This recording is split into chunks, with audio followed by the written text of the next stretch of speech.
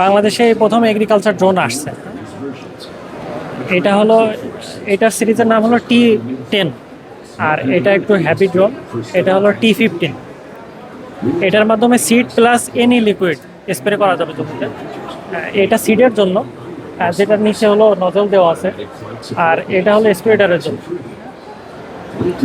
বাকি হইলো আরসির মাধ্যমে, ফ্লাইট প্ল্যানের মাধ্যমে যে কোনো জমিতে যে কোনো পদ্ধতিতেই আপনারা পুরাপুরিভাবে জমিতে সিড প্লাস লিকুইড সার, হ্যাঁ, তারপরে কীটনাশক এগুলো প্রদান করা যাবে।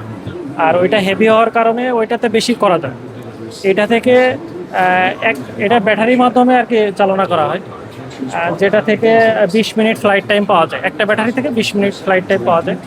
এটা 2 থেকে 3 একর পর্যন্ত এক ব্যাটারি ব্যাকআপে কভার করা যায়। আর ওইটা থেকে 4 থেকে 8 একর পর্যন্ত এক ব্যাটারি ব্যাকআপে কভার করা যায়। ওইটাও ফ্লাইট টাইম 20 মিনিট একটা ব্যাটারি।